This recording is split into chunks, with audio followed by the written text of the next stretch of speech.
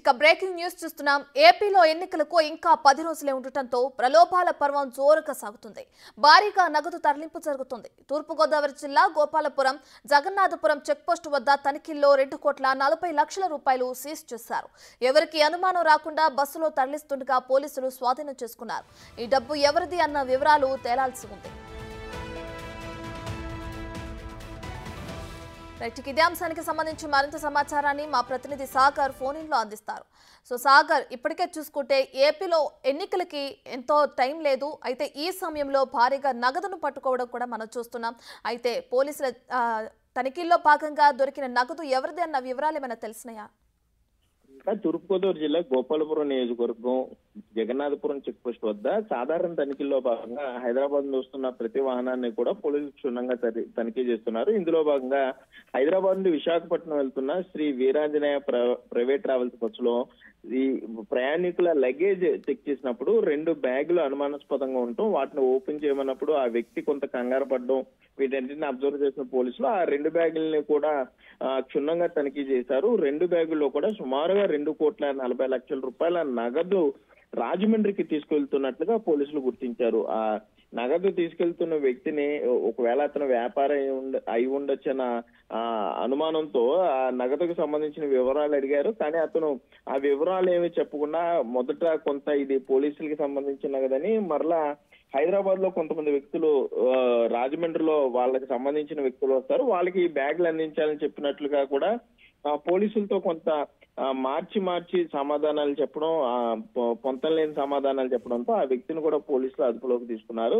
ఈ డబ్బు ఇప్పుడు ఇక రాజమండ్రిలో ఏ రాజకీయ పార్టీకి వెళ్తుంది, ఎవరు దీన్ని ప్రజలను ప్రలోభపెట్టడానికి తీసుకెళ్తున్నారు అనే యాంగిల్లో కూడా పోలీసులు, గోపాలపురం పోలీసులు అయితే దర్యాప్తు మొదలు పెట్టారనే చెప్పుకోవచ్చు. రేఖ రైట్ సాగర్, అయితే ఇప్పటికే చూసుకుంటే ఈ విధంగా నగదు కానీ డబ్బులు కానీ ఎక్కువగా తీసుకెళ్లొద్దు, ఎన్నికల కోడ్ అమల్లో ఉన్న నేపథ్యంలో అని పోలీసులు ఇంతకు ముందే చెప్తూనే ఉన్నారు. అయితే దీనికి సంబంధించి ఇప్పుడు చేసిన తనిఖీల్లో భారీగా ఏదైతే సొమ్ముని స్వాధీనం చేసుకున్నారో దాన్ని ఎక్కడికి తరలించారు, అంటే పోలీస్ స్టేషన్కి తరలించారా? ఇటువంటి ఘటనలు జరిగితే ఏ విధంగా చర్యలు తీసుకోనున్నారు?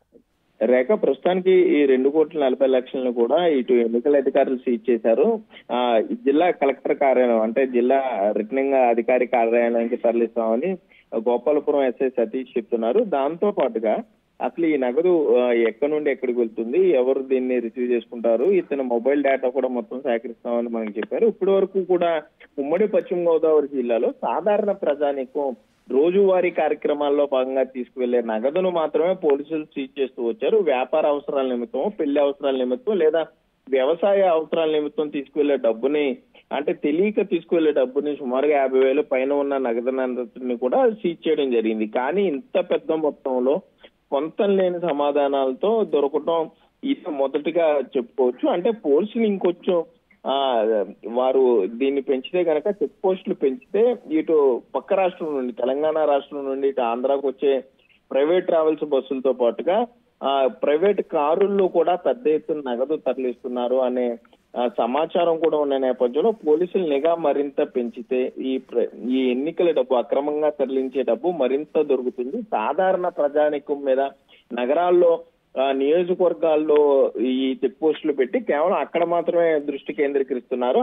జాతీయ రహదారుల మీద చెక్ పోస్టులు మరింత పెంచాలి. పెంచితే ఈ ప్రలోభాలకు గురి చేసే నగదును మరింత సీజ్ చేసే అవకాశం ఉంటుందని కూడా భావిస్తున్నారు. ఆ దిశగా కూడా పోలీసు ఉన్నతాధికారులు, అంటే ఇంకా 10 రోజులే సమయం ఉంది కాబట్టి ఇటు అంతర్రాష్ట్రీయ చెక్ పోస్టులతో పాటుగా జిల్లాలకు సంబంధించి ఉన్నటువంటి మధ్యలో ఉన్నటువంటి చెక్ పోస్టులు అన్నింటిలో కూడా నిఘా మరింత పటిష్టం చేస్తామని పోలీసు అధికారులు చెప్పే పరిస్థితులు అయితే ఉన్నాయి. రేఖ, రైట్, థ్యాంక్ యూ సాగర్.